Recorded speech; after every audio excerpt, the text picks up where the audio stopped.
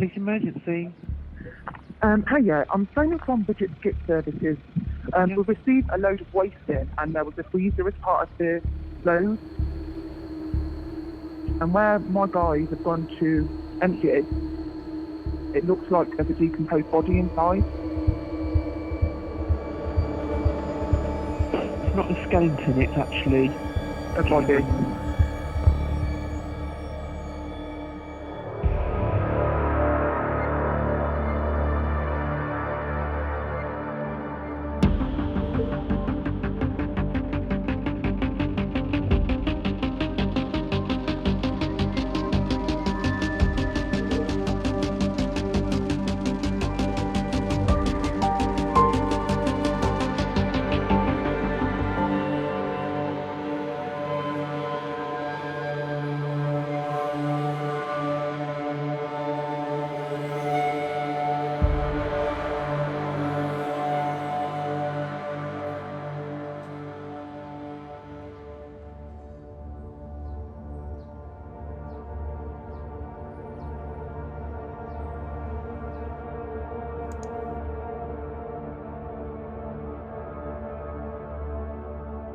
Whole body in a sealed freezer.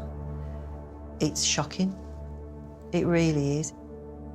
West Midlands Police forensic lead Sonia Parkinson has been called to investigate the discovery of a body at a waste site. You couldn't expect anyone to visually identify them. I mean, for one thing, it's just too harrowing for someone. You can just see how emaciated the person is, almost skeletal. Someone's died and the body has been concealed. Who would do that? Why? Have they been murdered and put in there to hide them? The death is suspicious, so we need to find out who it was and how they ended up being stored in a freezer. Forensics don't lie. We recover evidence, and the evidence tells a story. A search of the skipyard records shows that the freezer was dropped off by a council removal team. Right, I'm going.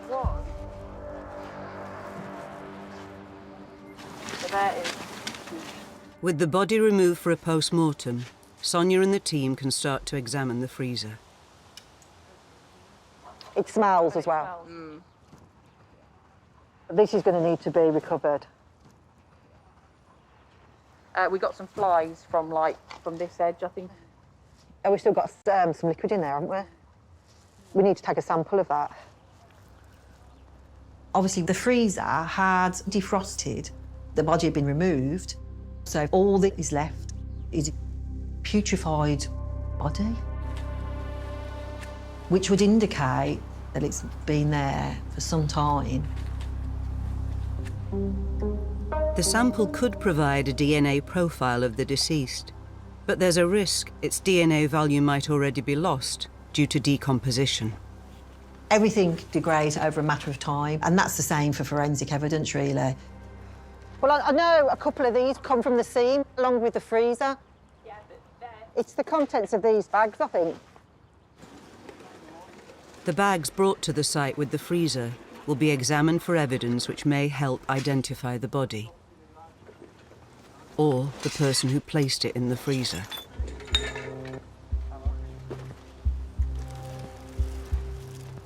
You want to be able to do your job to the best of your ability. Any sort of evidence that's there, you don't want to miss it.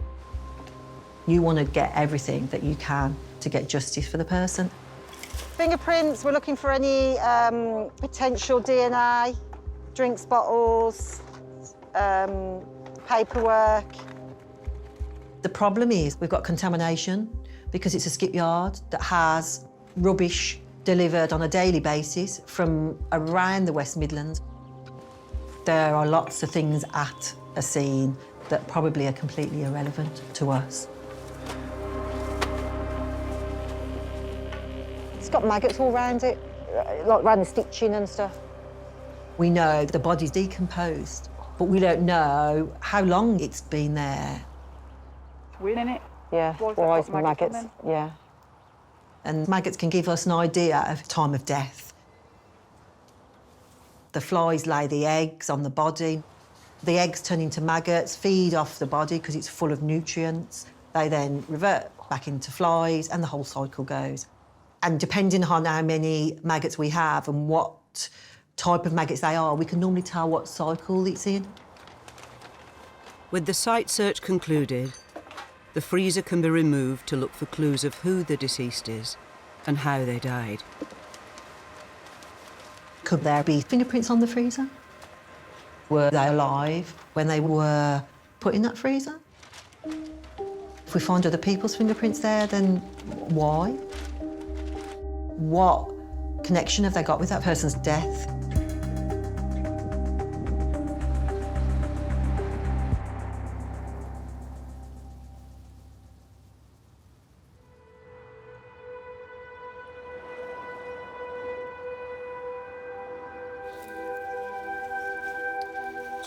The forensic post-mortem begins with an initial examination of the body.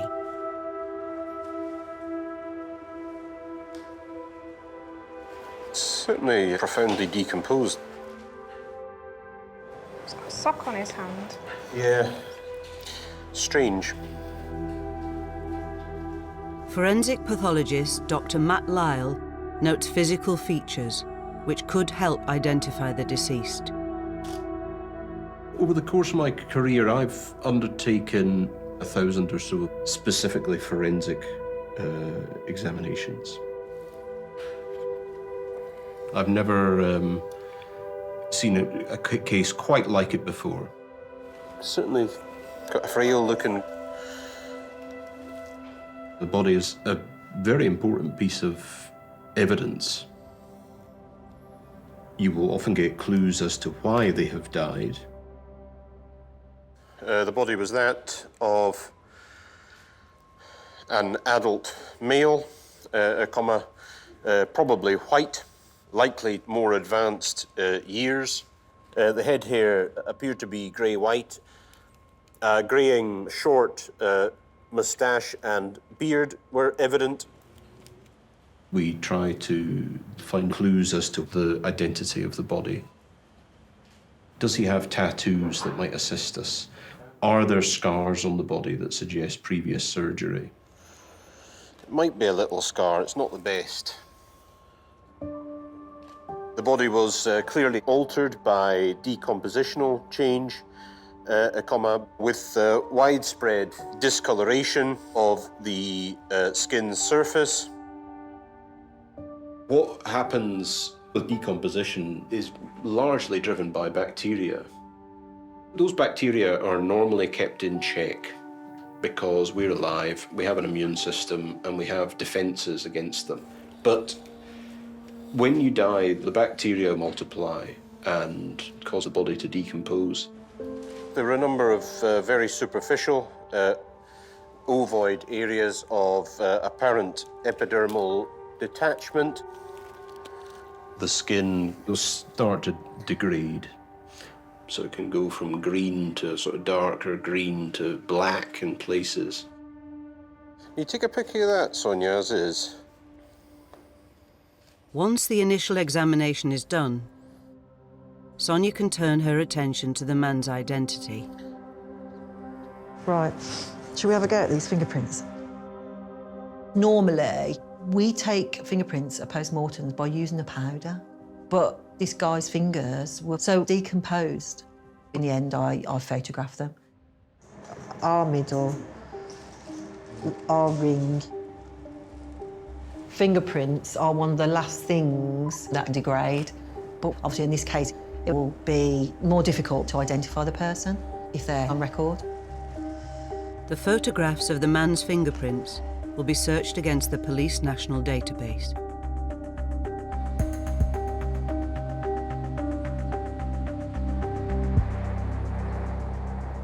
Police have traced the van that took the freezer to the waste site to an address in Birmingham.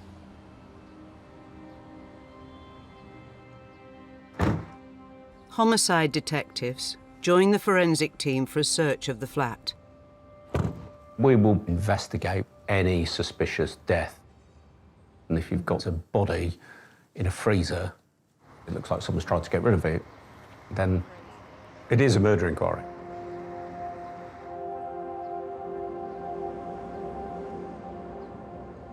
Your mind is racing. You think, what am I going to find in here? What else will be here? Will there be a scene? Will there be blood splatter? Is there a possibility of finding other bodies in there? You just never know until you open that door.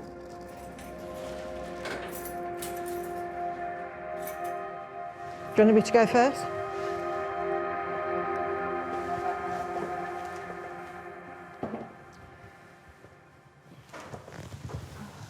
This is grim.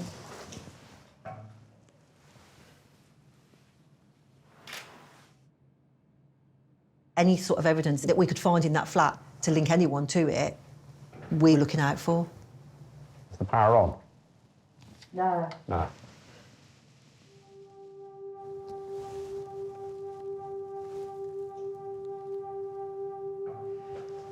It smells pretty strong here.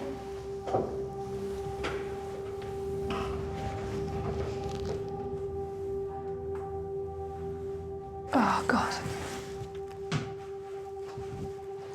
So, this is the cupboard where the freezer has been.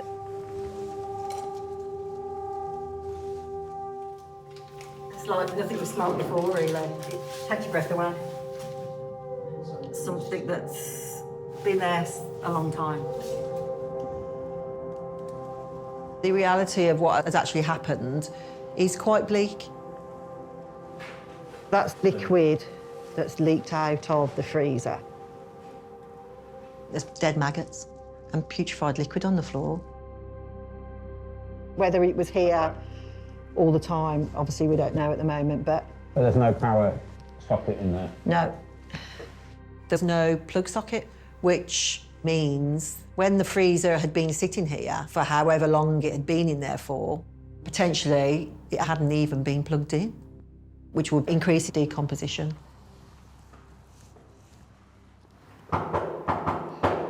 With confirmation that the body was in the flat, detectives start speaking to neighbours to find out if they noticed anything unusual. Hello, sorry to read. My name's Paul Jones. I'm a detective from the police. We want to find out who's been living there, what's been happening, who's been in and out, what can we find that could help us progress our investigation. Sorry to bother you. From the police. We're not sure. We're just doing an investigation at the moment. I reported this, right? Oh, go on. Who did you report it to? I reported to the building administration, which totally ignored me twice. I said some stenching, like really terrible smell is coming over the apartment. When was that? That was back in December, sorry. In December, all the okay. freaking time. So if there's something going on, I would like to see them. Okay.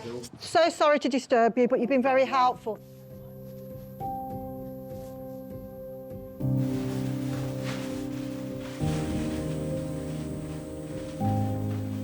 The neighbours saying then he's reported a smell November or December. Somebody's taken record. You know, we just need clarification around it all. Well, yeah, because but then you think they cross-reference, yeah. If the neighbours' dates are accurate, the man could have been dead 9 months before his body was discovered at the waste site. Are we potentially looking at somebody who's been murdered and put in a freezer? Are we looking at somebody who has died of natural causes? There could be offences of concealing a body, preventing a lawful burial of a body. We need to work out what's happened to this person.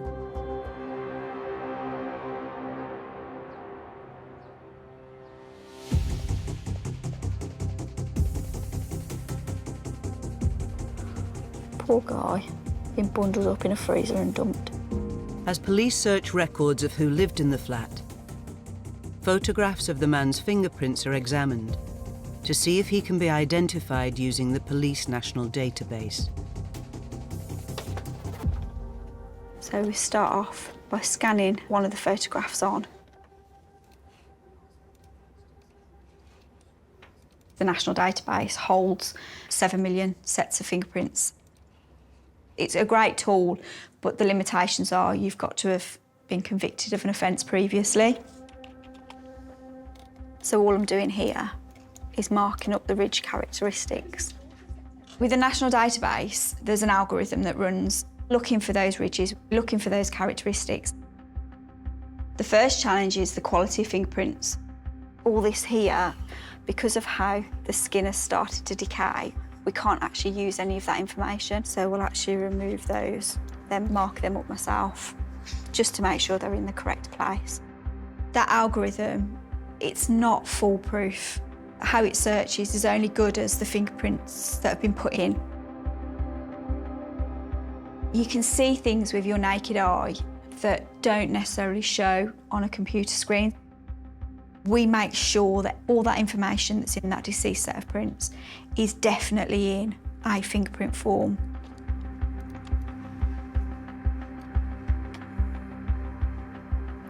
So that's been launched and our results are already back. So the system always sends back the top 15. The computer is saying, I think it's one of these 15 possible people. So you've still got 15 people to check. So this is what's called a twin loop pattern. So it's where it loops up to the top and then comes back down and curves back round. We know that this is just a loop pattern, so just by that pattern alone, we can say that it's not that person. Fingerprints isn't guesswork. You've got to be certain.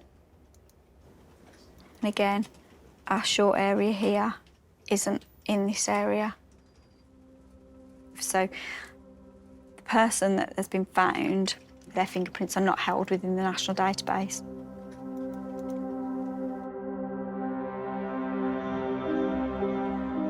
While fingerprinting has not yielded any clues to the man's identity, detectives have been trying to track down the last resident of the flat, where the freezer was removed from. Officers we've spoken to, Citizen Housing, think they act on behalf of Birmingham City Council. They're the ones that own the property. The tenancy was in the name of John Wainwright. He was the sole occupant, although it does say that he'd be living at the address with his son. Damien Johnson. I think they moved in 2015. A search of police records reveals that officers attended the flat 9 months ago, after reports of a disturbance. Hello, sir.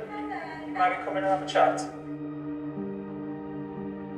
Damien Johnson opened the door. I want to go through the body cam just to get an idea of how he reacted towards officers. Can we come in and have a chat instead of talking out here? Because we're going to have to come in. You don't have to come in, actually. So he's initially quite obstructive, but obviously they're in the flat with him now. Are you on your own? I live on my own. Okay. Are you on your own at the moment? Have you got any visitors or guests? No. OK, should we shut the door and have a chat then? We know that Damien isn't actually a tenant. We know the tenant is John. But officers attending, they haven't seen John in the premises. So bear in mind, I want to look for this freezer as well as they're going around on the footage. That's the cupboard, isn't it, that the freezer was found in, but the door's closed to that. I used to be my dad's carer until he passed away. OK, so he's talking about his dad. That's what he calls John. He's suggesting that John has passed away. But obviously he hasn't reported the death of John. What was he thinking? Relax. This is my home. I'm asking you to leave. I am asking you to leave. Relax. He could be panicking because he knows that he's got a body in that flat and the officers are there. Yeah, he's worried about, God, if they start looking around this flat, I'm in a lot of trouble. Yeah. Damien has informed the officers John has passed away. So when they've then spoken to the housing company to inform them of this, Damien was evicted. That happened 9 months before the flat is being cleared. We know that nobody's been in that flat since. It could be John might be still alive. We haven't got a death record, but I think based on what we know, we have got to suspect quite strongly that that is John, whose body was in the freezer. Now detectives have a lead on the name of the deceased. A photograph of John Wainwright is sent to a specialist in dental forensics to try and formally confirm his identity.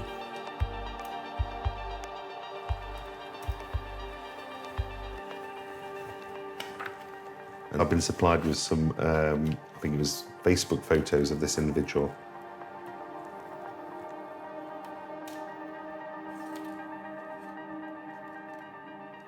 I've also got the CT scans from West Midlands Police, so 3D images of the skull.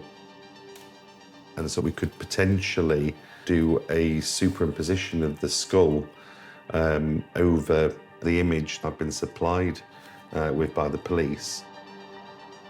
We do identification cases all the time from dental records, but in the absence of any other information, such as DNA, fingerprints, or dental information, potentially we can use craniofacial superimposition.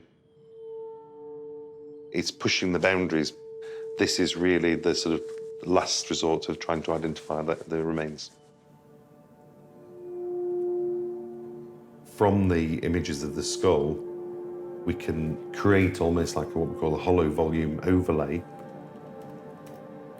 If you've got a three-dimensional CT scan of the skull, it gives me a bit more leeway to position the skull on the software into the right position that the photograph's been taken from.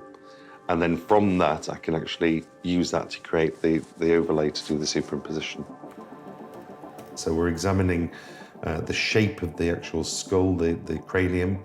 We're looking at the position of the eye sockets themselves, the nasal aperture, the hole where the nose is, and then obviously the shape of the cheekbones. And what we're looking at is if we can move the size and the position of it, is that consistent with the images that we're seeing with that individual? You can never make an assumption that it's definitely this individual. So there's a bit of apprehension thinking, is it going to match or is it not going to match? And if it doesn't match, then obviously, potentially, is this somebody else?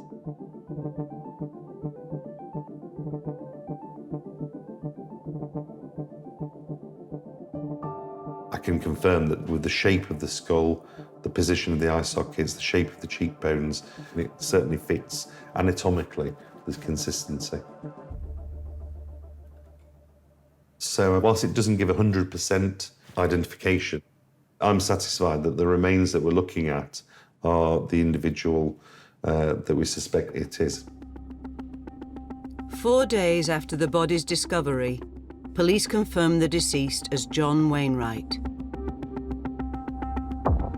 An arrest warrant is issued for his flatmate and carer, Damien Johnson.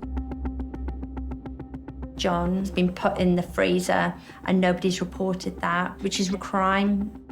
And until we find out how John has died, we are looking at the offence of murder. So the priority is to arrest Damien and get his account. Yeah, it's Brandon from Pear Tree. Just to let you know, we've got one en route from Royal Derby on suspicion of murder. Through there to the dash, please. In the neighbouring county of Derbyshire, homicide detectives have located key suspect Damien Johnson.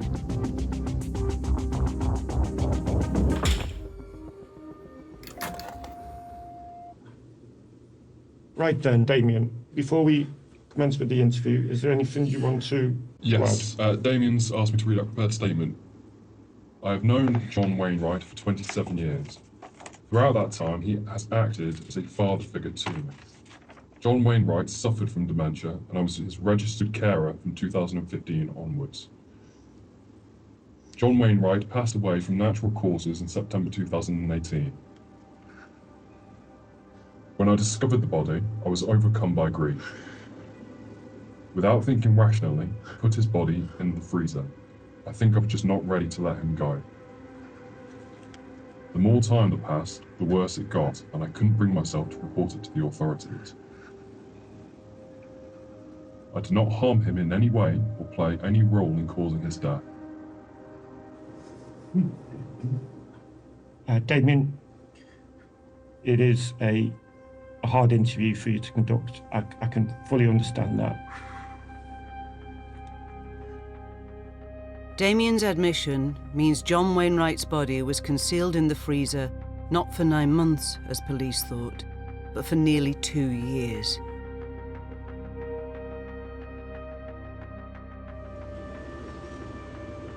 When you found John, did you put him in the freezer immediately? Or how long had passed? 2 to 3 days. So it could have been 2 or 3 days. Why didn't you call an ambulance? Do you wish to answer that question? I've got a picture of the freezer, Damien. It is just the freezer, but I want to show it to you so you can confirm whether it is that freezer. I don't want. Okay.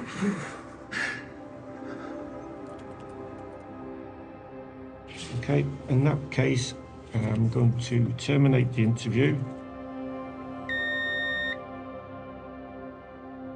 Sometimes the death of somebody close to you could cause some kind of breakdown, and you can understand how people don't want to let go of their loved one.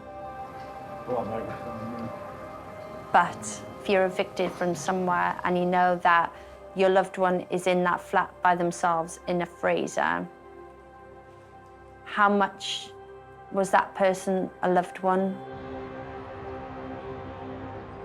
With no forensic evidence that he caused John's death, Damien is released on bail, pending further investigation.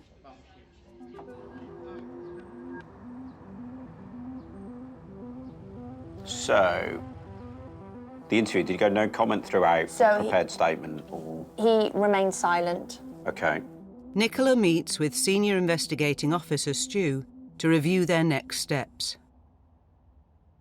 There were a few little bits that he gave, but not much at all.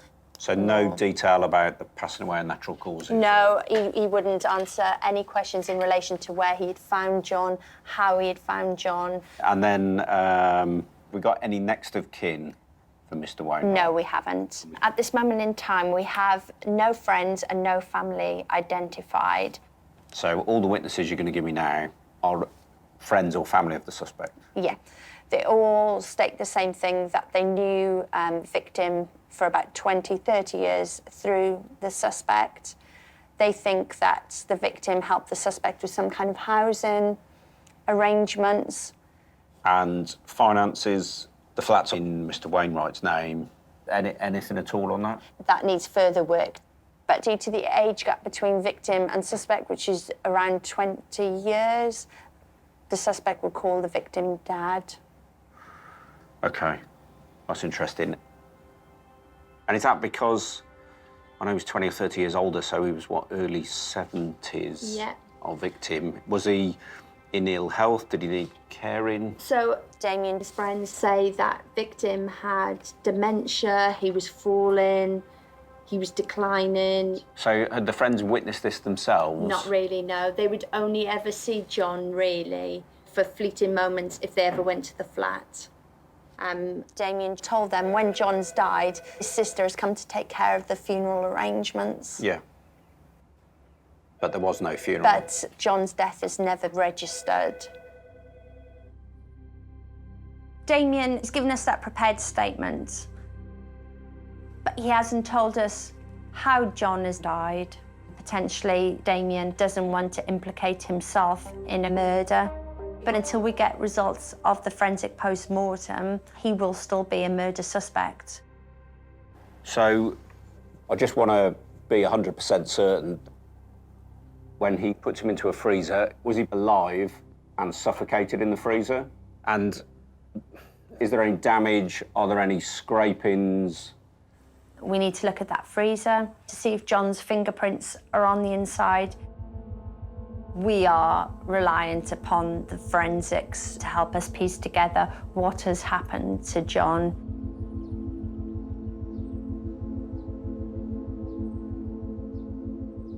Okay.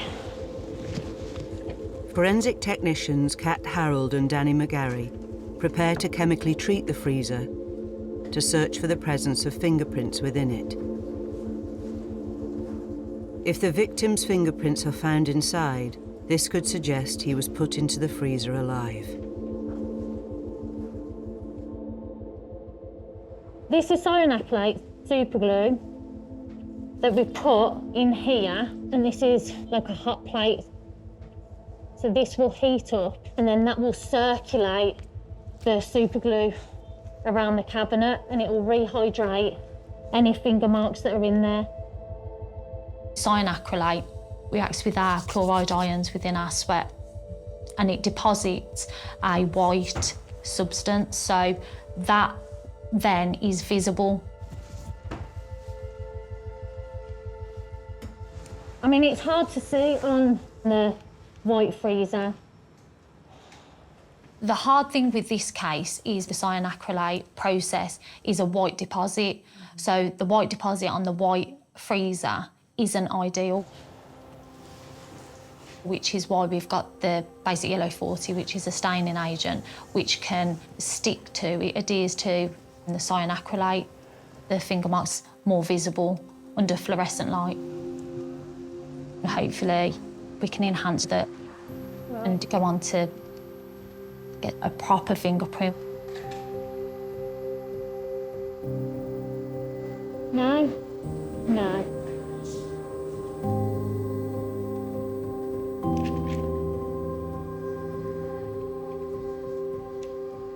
No value, Kat.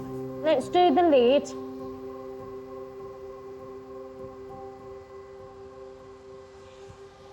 Yes, there's some stuff on here. Oh my, Oh, it there's goes loads. right across. Oh. Yeah, they're lovely, they are. Right. I can't believe how much has showed up now, can you? The prints on the lid are photographed and digitally enhanced so that they can be analysed by the Fingerprint Bureau. Okay. This is definitely a case that we won't forget. How do you explain the finger marks on the inside of the lid? Are they the man that was inside of the freezer? Were they his, trying to get out?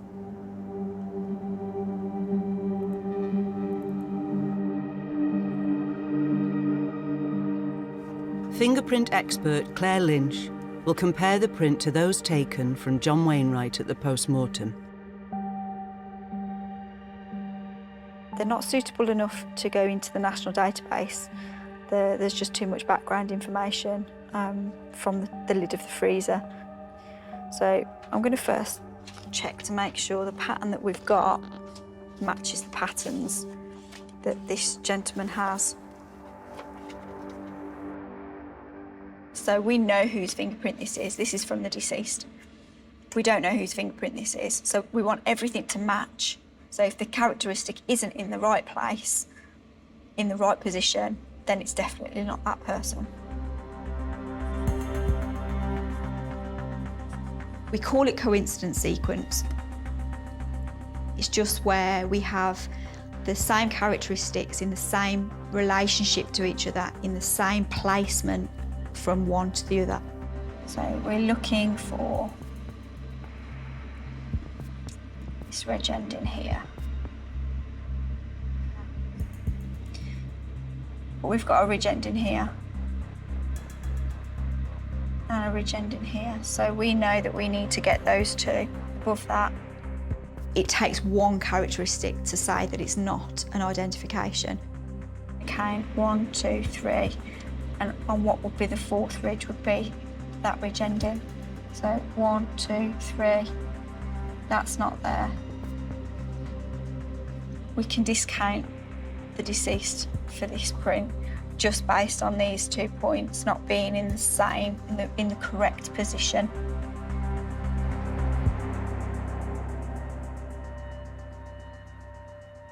None of the fingerprints that we had on the inside of the freezer lid belonged to the deceased. We have to assume he was put into that freezer when he was dead.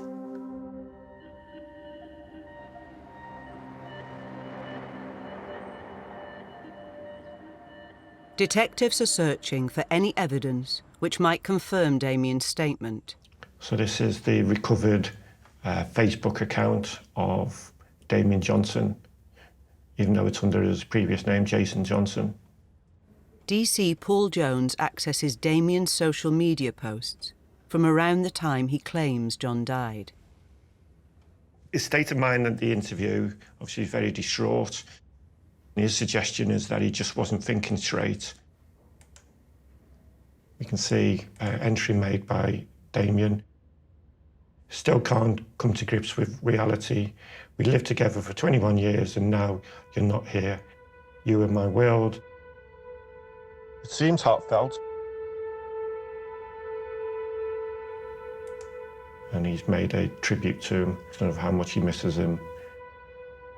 You can't believe it's a year ago today that you've closed your beautiful blue eyes and you've drifted away.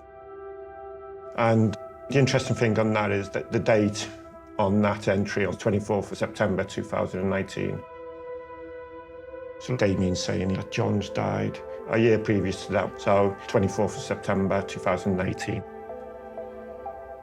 He's remembering the death of John, and he's putting dates on those Facebook pages so he can backtrack. Now, it might be that he has got a genuine care for John, and maybe it was a relief to him to finally think, well, at least now I can get this out in the open. But then there's a period where clearly Damien's living in that flat with somebody saying he cares deeply for, he loves, in a freezer just next to him. It is very, very strange. It just makes you wonder if this emotion's genuine. Is it calculated? Are these the posts of a man who wanted to give the impression of someone who was caring?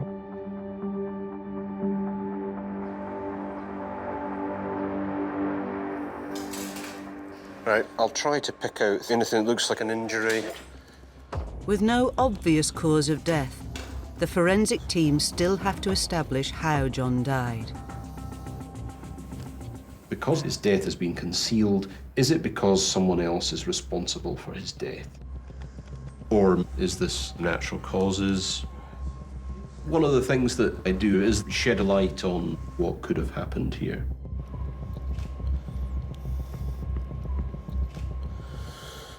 His poor nose has had better times, hasn't it? It's a bit distorted. It's definitely broken the cheekbone. The cheekbone's bust there. I think we need to check it out, don't we? Despite advanced decomposition, Dr. Lyle is able to identify signs of trauma. There look to be signs of injury to the bones of the man's face. If they are fractures, have they occurred close to the time of death? And therefore, could they be linked to injuries that have been connected to the death? Or are these older injuries? He's lost some teeth. You do these sockets, you know what I mean? They're all kind of distorted and, I don't know. I just wonder if he has had some sort of bash on his face. The injuries by themselves, all they will do is show that there has been trauma to the face. They will not, of themselves, prove necessarily how they've been caused. Photographs of John's cheekbones and teeth are taken for further forensic analysis. Right, we've got thyroid ×1, prostate ×1, pancreas/liver. Tissue samples of major organs will also be examined for evidence of death by natural causes.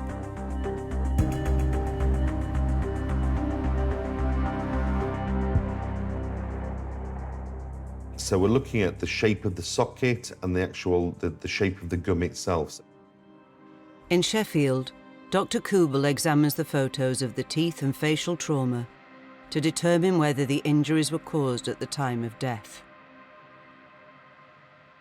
So in the lower jaw, I can see that there isn't a hole there. There's a space where the tooth was. Certainly on the lower jaw, some of the teeth have been lost ante-mortem, so during life. And we can tell that they've been lost during life because the bone heals up and the gum heals up, and the bone actually goes smoother, so you don't have an open socket. And then moving on to the upper jaw, there's evidence of 1, 2, 3, 4, 5 sockets or open holes where the teeth roots will have been in the jawbone itself. Potentially, there's evidence there these may have been lost either just before death or post-mortem after death. But there's actually a tear and there's damage in the actual bone that would be on the outer surface of the root. In this case, there's a clear laceration on the gum, and that's an indication that tooth hasn't just dropped out. That's an indication that that tooth's actually been knocked out or had some sort of trauma to it. Had that occurred before death, potentially that would have healed up. And this is obviously an open wound. It could be a punch or some sort of impact from an object, or it could be some sort of traumatic fall. Let's say they knocked a tooth out. And then in addition to this, we can see there's also fractures on the bones as well. So the right cheekbone's been fractured and the maxilla, the upper jaw's been fractured as well on the right side. We've also got a fracture of the nasal bones as well. We've got a number of injuries, which are probably from high-impact trauma. Trauma of sufficient force to have knocked teeth out, to have actually broken bones. But facial fractures per se and dental injuries per se generally wouldn't contribute to somebody's death. It's not confirmation this individual's been murdered. All I can comment on is this trauma's occurred at or around the time of death.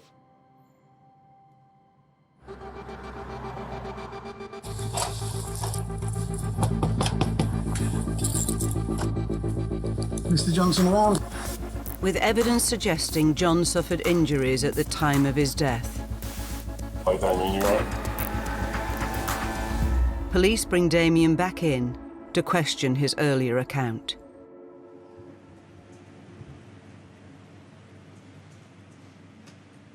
So, Damien, when you were arrested, you gave a prepared statement about John.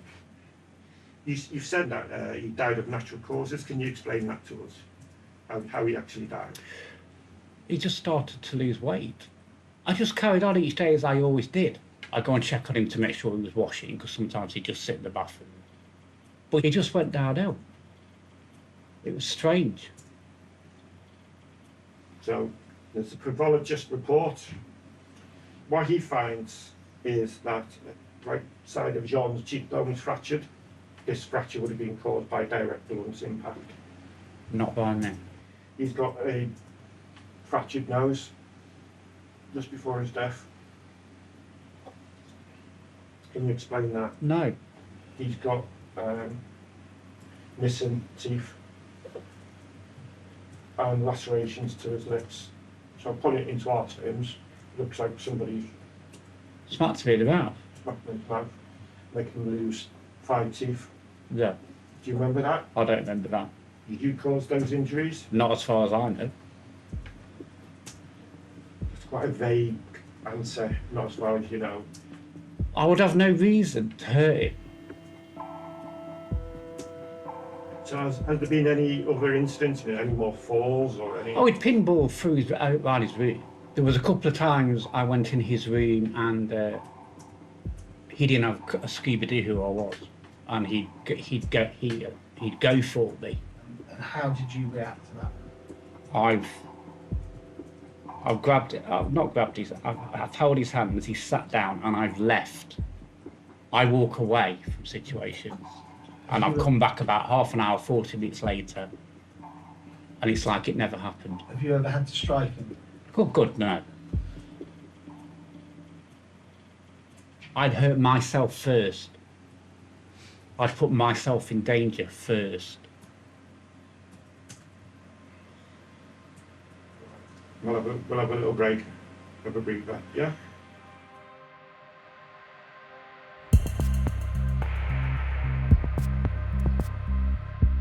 You can see the basic outline of the individual tissue. The samples from John's organs are examined for any signs that he died from natural causes. Looking at samples from the heart, from the lungs, from the liver, we can establish whether those organs are healthy or whether they're unhealthy. And if they're unhealthy, is it a disease that could have caused death? This is the lung. There are all these holes you can see in the tissue. Now, sometimes people with a condition called emphysema or pulmonary emphysema, they can have large air spaces in their lungs. But the problem with decomposition is that there can be a lot of gas formation, and that gas formation can sometimes mimic emphysema. These are small samples that I took from the heart. And this is one of the arteries here. And this bit here is some fibrous atheroma with calcium in it. So normally that wall should only be this, should be like that thick. Whereas instead the wall here is expanded by this. He has atheroma, fatty accumulation that happens within arteries. It's very common. Usually as you get older, people have got more atheroma in their arteries. This man certainly has some coronary artery disease, but just because he has some coronary artery disease doesn't mean that that's why he's died. The problem is that although we have the finding in the heart, the degree of decomposition means that it is difficult to exclude or confirm whether that caused death. This man could have had high blood pressure, he could have had diabetes. There are some early changes of that. But again, these are kind of background findings. They're not going to explain why he's died suddenly. So we have a number of question marks. We've got symptoms that potentially fit death from some sort of natural process. But the internal organs, like everything else, are decomposed. So how this man has died remains unclear.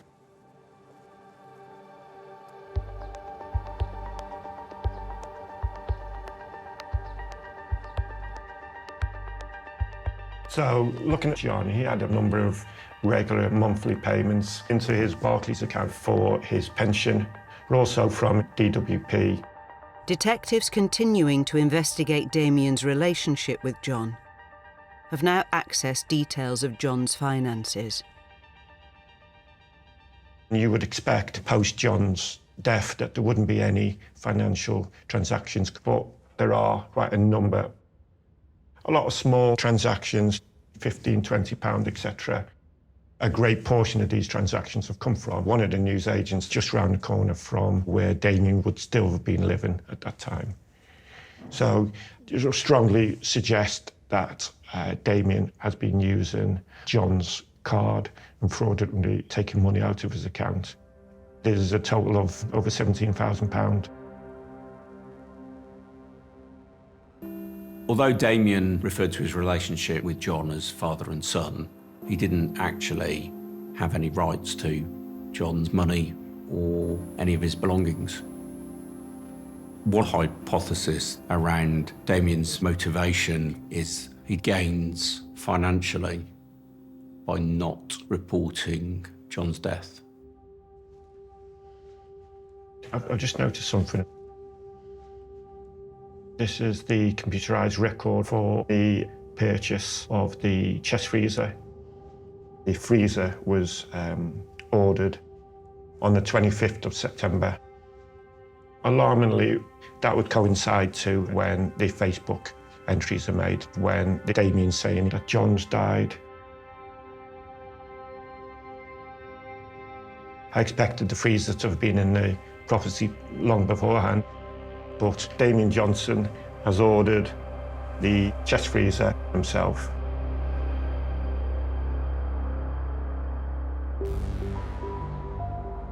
This new evidence raises questions about whether Damien concealed John's body for financial gain.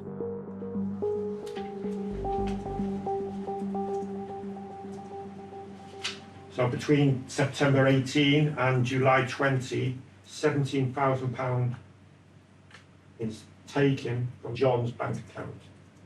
Did you take that money? No. No. No, I didn't. You carried on claiming the carer's allowance for John after he's passed away. It's £258 a month.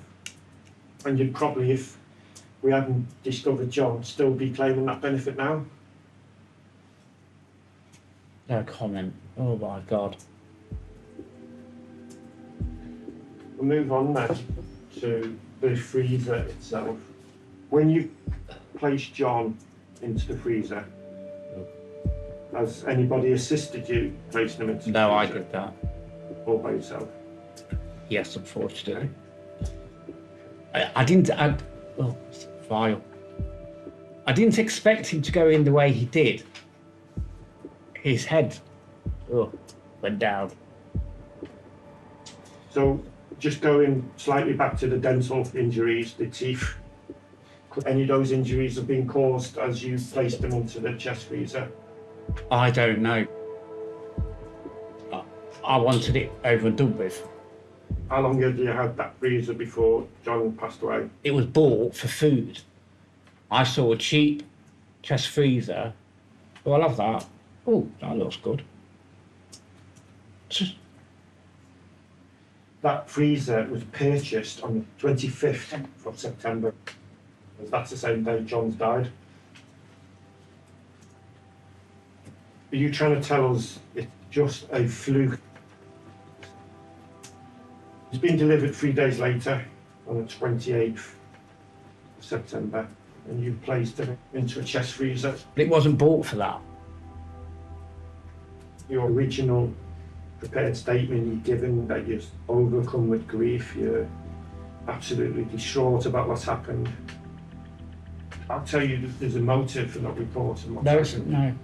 There is. There isn't. I'll put it to you that the reason you haven't reported John's passing is for your own selfish gains. Nope. Let's face facts. You knew if you reported his death that the flat would be taken off you. You were living in that flat for an extra 18 months rent-free, all the bills paid for, and you still got access to John's bank account. Is that not the case? No. Absolutely not. Damien doesn't seem to have any job or income. He had a lifestyle with John. He had his carer's allowance, and he appears to have just continued in that with the passing of John. Our investigation shows this is a calculated decision-making process to conceal the body.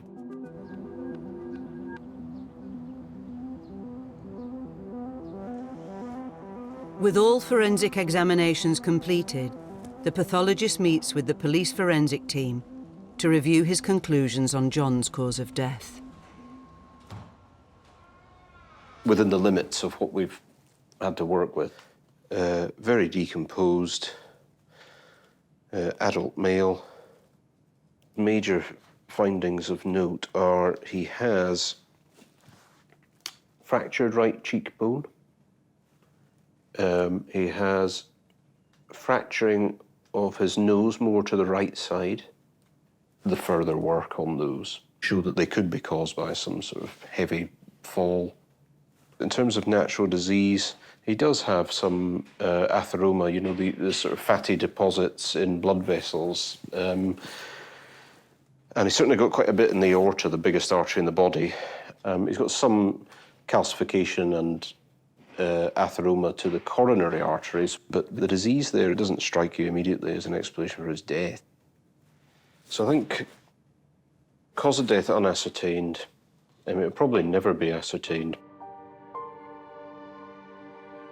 It is frustrating, but it's not always possible to say how that person has died. We're looking at this 2 years down the line, and when there's a delay, it's a lot trickier for us. At the end of the day, you can't go for a murder charge when you haven't got the evidence in front of you. The Crown Prosecution Service authorises charges for Damien Johnson of 3 counts of fraud and of preventing the lawful burial of John Wainwright.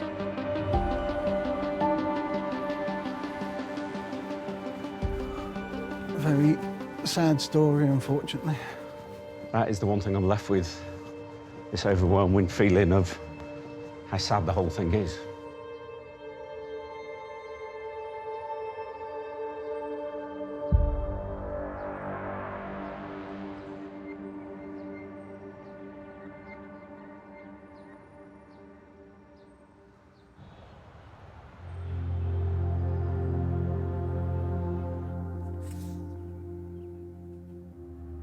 It matters to do the right thing when someone's died.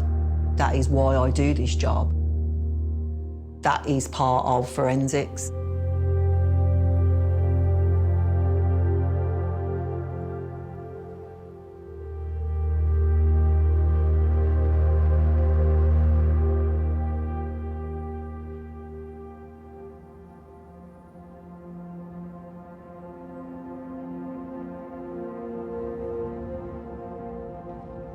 Forensics was critical in this case in helping identify the deceased so that he is treated with the dignity and respect that up until this point he hasn't had in death. What happened to John, it's just horrific. It's just, you just can't do that to people. I think that Damien kind of owed it to John to be upfront and honest and just say what happened. And I suppose to a degree, he's done that by pleading. People have a right to be buried, a right to be laid to rest, and that had been taken away from him.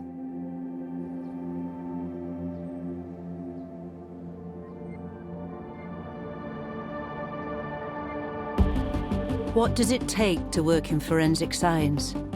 To find out more and watch exclusive interviews with some of the programme's featured investigators, visit bbc.co.uk/RealCSI and follow the links to the Open University.